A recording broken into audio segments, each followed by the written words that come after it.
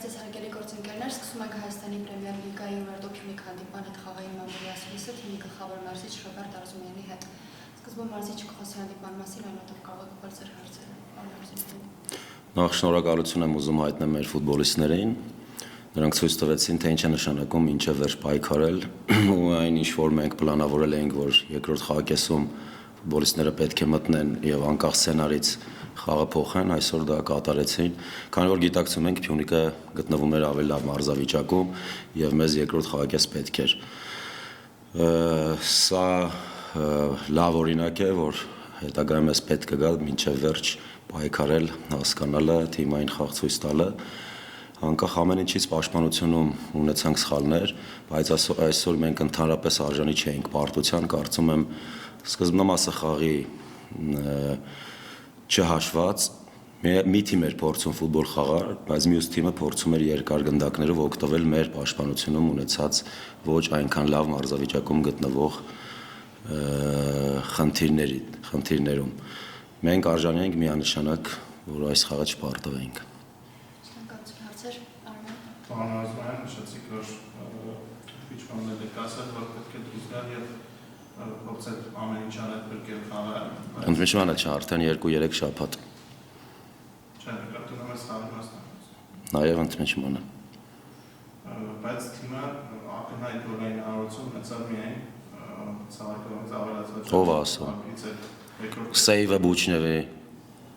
Ակնհայտ գոլային արարություն։ Բա իհարկե մի հատ դերեք նայեք ակնհայտ այլ ոնց է լինում ուրիշ ձև։ Մենք շատ ունեինք մոտեցումներ իրենց տուգանային հրապարակում, ունեինք հարվածներ, Պետիկ Մանուկյանի ստանդարտից գլխով հարվածը գոլերի դեմից, իսկ ինչ է 11 մետրանոց անպայման պետք է լինի, համաձայն չեմ ամեն դեպքում։ Պետիկ Մանուկյանն առաջին կեսում էր։ Հա։ Ես ասում եմ երկրորդ կես։ Ասում եք առաջին շարունակեք։ Երկրորդ կես։ Խնդրեմ շարունակեք։ Երկրորդ կեսում թիմը միայն ակնհայտ գոլային արարություն ունեցավ եւ կարմիրից հետո իր ավելացված ժամանակ։ Այսինքն եթե չլիներ, բայց հաշվով հնարավոր է բայրներ չլիներ։ Գիտեք ինչ կա, ֆուտբոլ խաղում կարող է վերջի 15 րոպեն ունենաս բայր, բայց դու գազ դրան, դու մրցակցին հոգնածնես, քո ճնշումը վերջում բերի դրան։ Այլ է լինում։ Ուրեմն ասել խաղի տրամաբանությունը չէ հուշում երկրորդ կեսում, որ կարող է դա լինել։ Դուք տեսնում եք դա կարող է լինել։ Այո, հավատում ենք, տեսնում ենք եւ փաստացի 2-2 վերջացավ։ Նոր հարցակողի մասին Ռաջանի ինքը ըստ էս ինչով կարող է օգտակար լինել, ինչով է տարբերվում օրինակ Կարուկյանից եւ արդյոք Կարուկյանի հեռանալը ակումբի ցանկություններ, թե նա ցանկացավ վերադառնալ ամեն։ Երկկողմանի ցանկություն է, Ռաջանին մեծ ծավալի աշխատանք է կատարում, կարծում եմ այսօր տեսակ նա կարողանում է նաեւ գծերի պաշտպանական, կիսապաշտպանական գծերի միջև լավ գնդակ ստանալ, կարողանում է բացվել թե մեջքի հետևը մեծ ծավալի աշխատանք է կատարում պաշտպանությունում, հարձակման գծում, շատ խելացի ֆուտբոլիստ է, նաև ունի շատ լավ վերջավորություն, հարձակողական գործողություն, որը առաջին խաղակեսում իդեպ դիպավ ուղղահայաց թե հորիզոնական, չեմ հիշում, դարպասաձողին եւս մեկ գոլային պահ։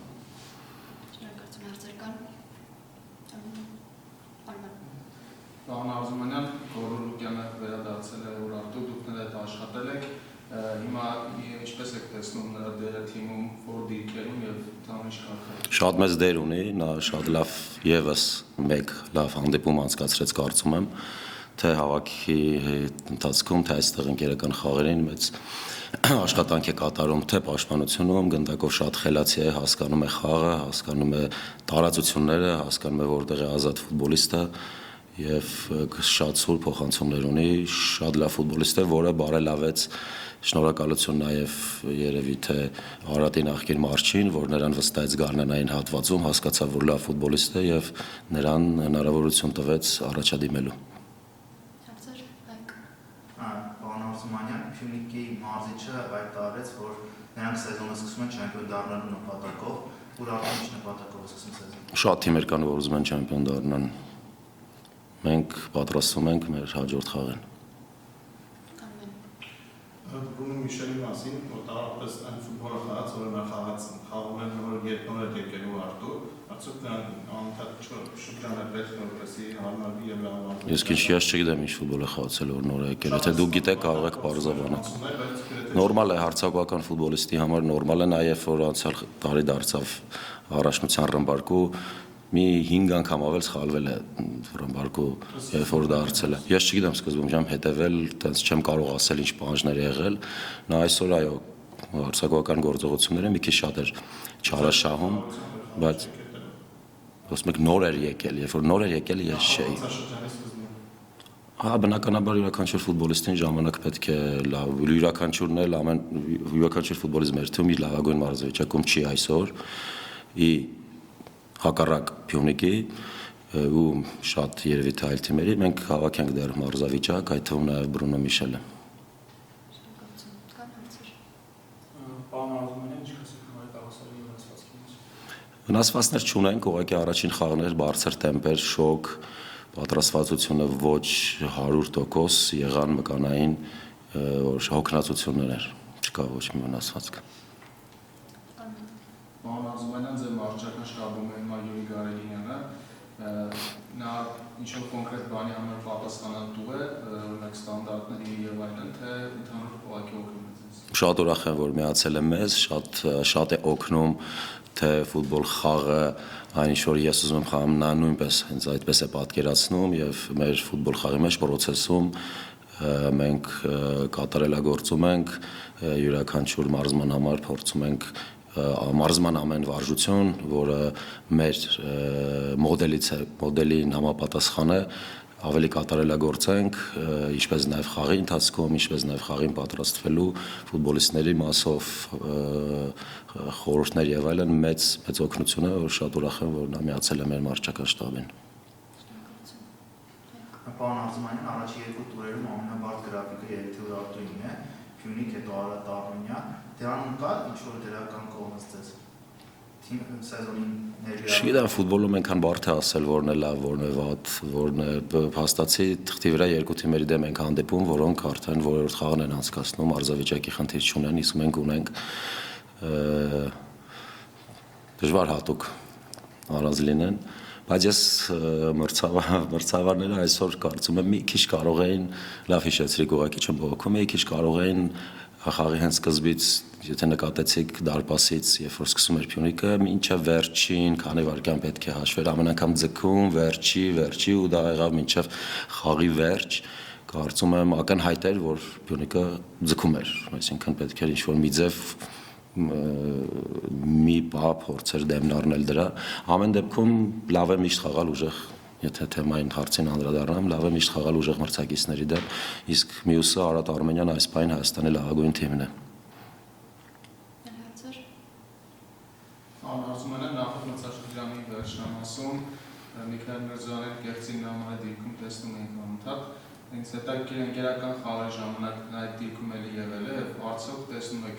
ինչ-որ իրավիճակ ու նորից նա կարող է այդ դերը կատարել։ Իհարկե կարող է, բայց այս ընթացքում չէ, առաջնության ավարտից հետո անցյալ մրցաշրջանում մենք շատ տարբեր լուծումներ ենք գտնում ամեն խաղի ընթացքում եւ այո Միքայել Միրզոյանը եղավ խաղեր, այդ թվում նաև Գավաթի եզրափակիչը կեղծին նավեր, դա ելնելով առաջինը մեր պահանջներից, երկրորդը արդեն ըստ մրցակցի դեռ չենք փորձել, բայց ունիվերսալ ֆուտբոլիստ է, այսօր շատ լավ մտավ երկրորդ խաղակեսում այդպես էլ պլանավորել ենք, որ ինքն այն ֆուտբոլիստներից մեկը պետք է լիներ, որ անկախ սցենարից խաղային պետք է օգներ, քանի որ թե պաշտպանական, դրական ելքի դեպքում կամ ոչ այնքան բացասական ելքի դեպքում կարող էր արձակողական եւ պաշտպանողական գործողություններին տալ օգուտ, հաղթելու դեպքում գնդակով պաշտպանվելու համար կարող էր օգնել եւ այլն ու կտեսնենք թե տարբեր խաղերին, որ դիրքում տվյալ խաղին անհրաժեշտ կլինի, որպեսզի տվյալ ֆուտբոլիստը հանդես գա։ Պարոն Արզումանյան, արդեն 1 տարուց ավելի է, որ Արտուրին եք, այս ընթացքում թիմը հասել է մակարդակին, որը դուք եք ցանկանում տեսնել, ձեր ցանկալի ֆուտբոլը, որ նաև ցուցադրի, եթե ոչ, մոտավորապես երբ եք սպասում, որ կհասնի ինտերնետնակետին։ Իդեալականին ձգտում ենք, բայց իդեալական ոչ մի բան չկա, եթե տենց պատասխանեմ, չէ ու դժվար է երևի թե հասնենք։ բայց խաղեր շատ խաղեր են եղել, որ մոտիկ են եղել, շատ խաղեր են եղել, երբ որ մենք հաշվի մեջ առաջ լինելով նաև պաշտպանվել ենք լավ գնդակով, կարողացել ենք կառավարել գնդակը, հետևաբար կառավարել մրցակցին, խաղեր են եղել ուժեղ ֆուտբոլիստներով, ուժեղ թիմերի դեմ ենք խաղացել, մի քիչ ունեցել ենք խնդիրներ, բայց փորձում ենք ամեն խաղը լավ խաղալ, ել ավելի քան նախորդներ։